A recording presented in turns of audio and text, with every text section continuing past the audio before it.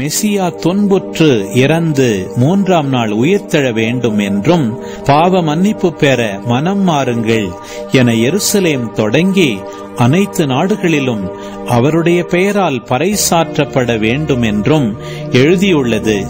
இவற்றுக்கு நீங்கள் சாட்சிகள்.